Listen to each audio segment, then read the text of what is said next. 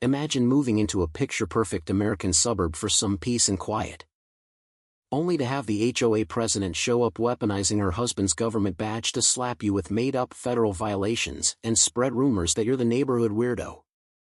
What she never imagined. The quiet guy she'd been terrorizing and slandering was the man who literally signed her husband's performance reviews. In the sun-soaked streets of Evergreen Meadows, just outside Denver, Ethan Caldwell figured he'd found the ideal low-key spot to handle a sensitive remote assignment. The neighborhood was textbook suburban bliss, identical two-story homes with neat lawns, kids on bikes, weekend barbecues, and that fresh-cut grass smell in the air. People paid premium prices for the promise of order and safety.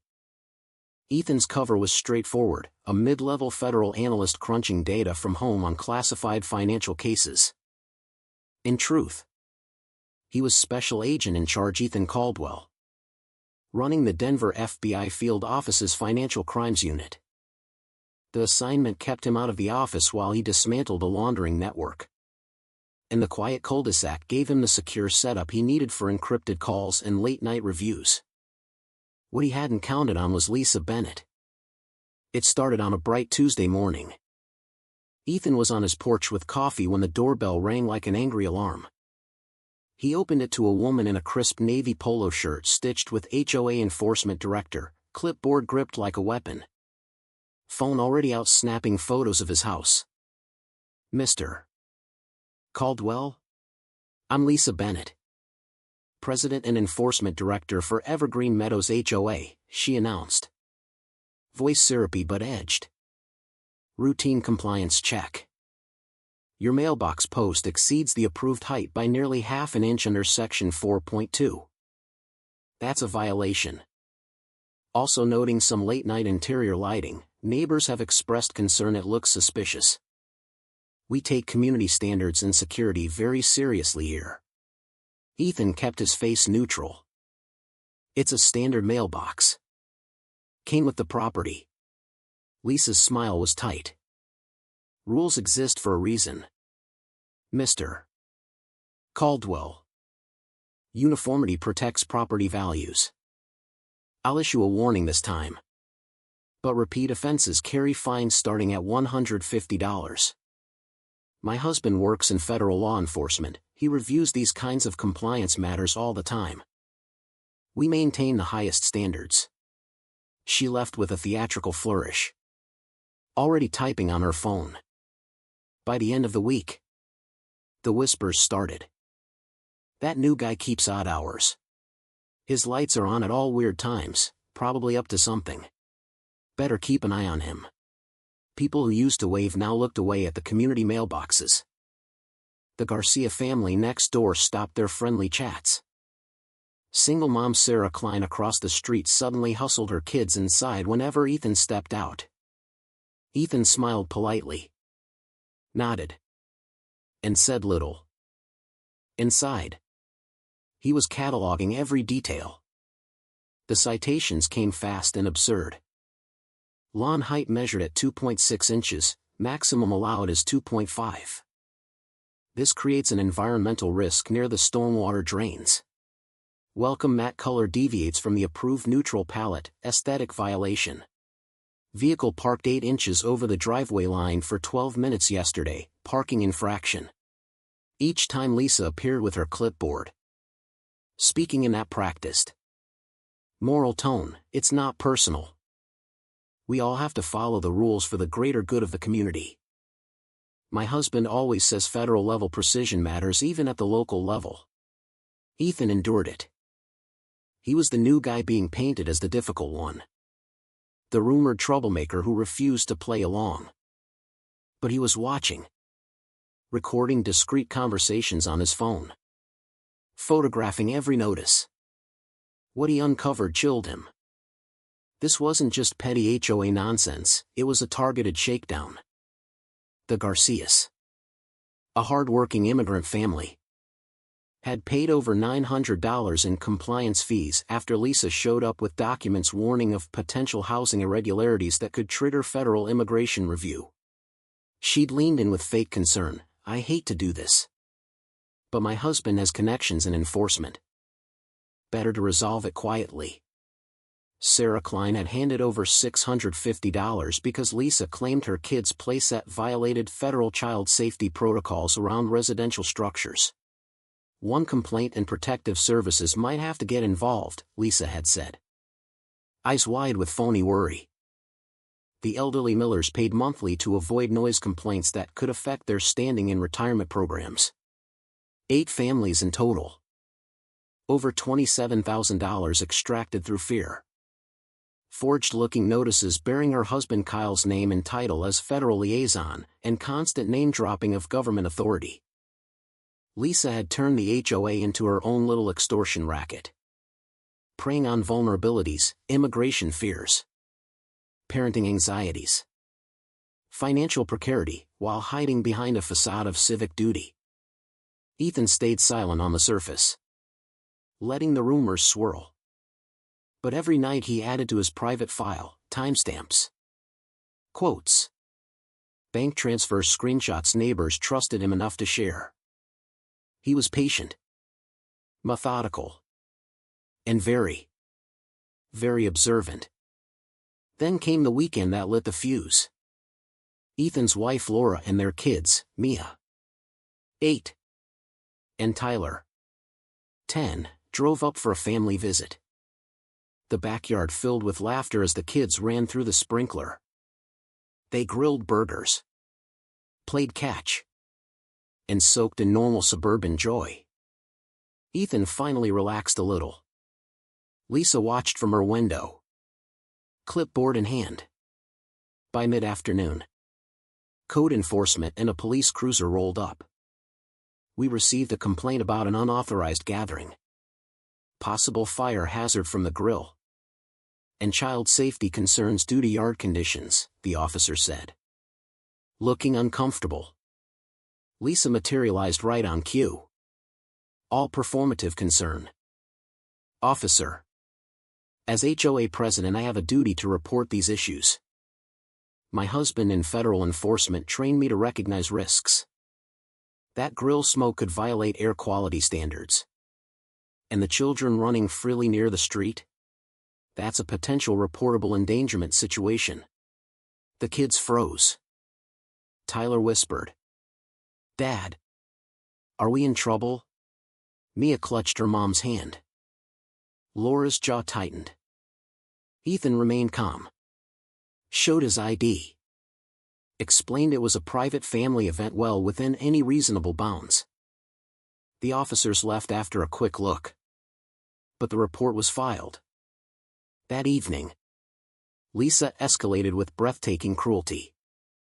She arrived with her brother-in-law posing as a community safety inspector, demanding entry. This is a preliminary federal child welfare assessment. Unsecured play areas and non-compliant yard conditions raise serious flags. We may need to escalate to protective services if not addressed immediately. Her face glowed with self-satisfied confidence, eyes gleaming as she watched the family's tension. Ethan's voice stayed level. I'd like to see the exact federal statute you're citing.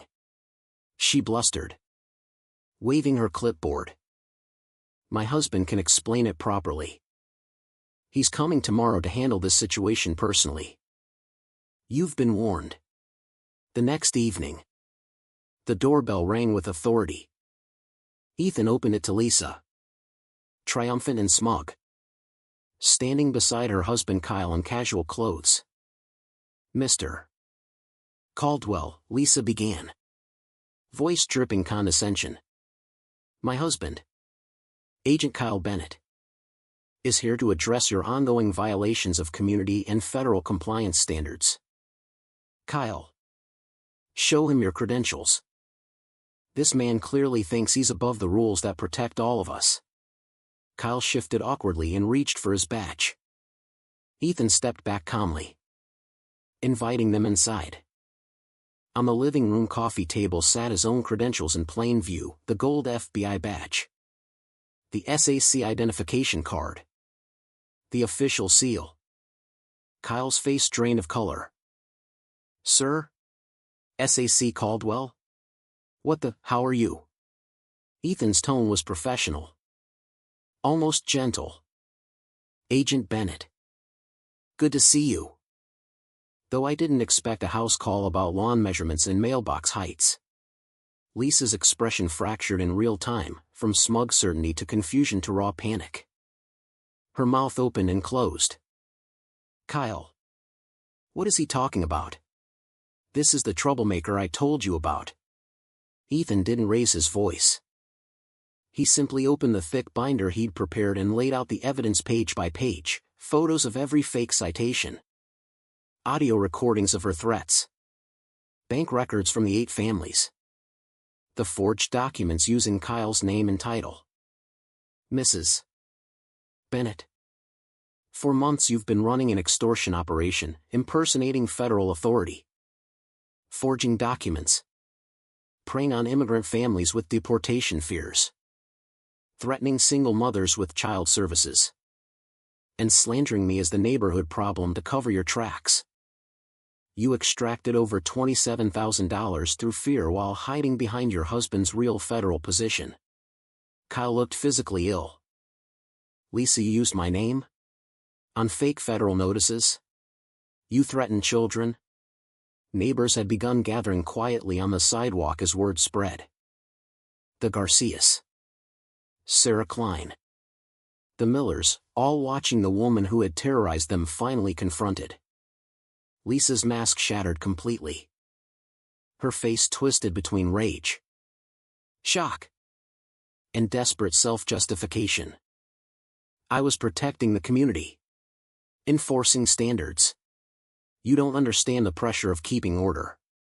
Her voice cracked. Hands shaking as the reality of real federal authority stared back at her. The investigation moved with federal efficiency once Ethan made the calls.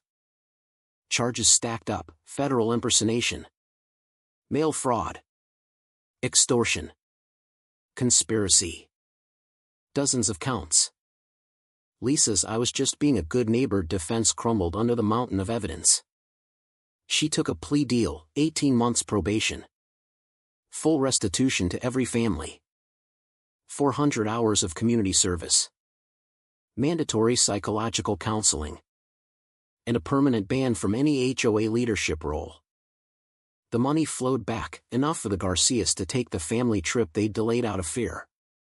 For Sarah to stabilize her finances and breathe again. For the Millers to feel secure in their retirement. The HOA held new elections. Transparent rules replaced Lisa's invented ones. Real community input replaced fear. Kyle kept his job. Ethan personally ensured it, confirming his complete ignorance of his wife's crimes. Their marriage went into intensive counseling. But the damage was deep. Evergreen Meadows slowly healed. Kids played without looking over their shoulders. Grills smoked freely on weekends. Neighbors waved again. The rumors about Ethan faded into jokes about the guy who took down the real neighborhood threat. Ethan and his family enjoyed quiet, fearless weekends in the yard. Laura would tease him gently: "Next time, maybe pick a neighborhood without its own mini dictator." The kids just remembered the epic backyard barbecues. And Lisa? She was last seen quietly measuring her own grass. Probably wondering how the woman who thought she was the law ended up on the wrong side of it. Real authority protects people. Fake authority terrorizes them, until the mask slips and the house of cards collapses. So, was Lisa Bennett simply a dedicated HOA president trying to maintain order in her community? Or did she cross into outright criminal bullying and extortion? Did Ethan do the right thing by staying silent, observing, and building an airtight case? Or should he have confronted her earlier and risked tipping her off? Who was truly in the wrong here, the Karen who weaponized rules and fear? Or the system that gave her unchecked power until someone with real authority pushed back? Drop your thoughts in the comments. Who do you think was really the villain? And why?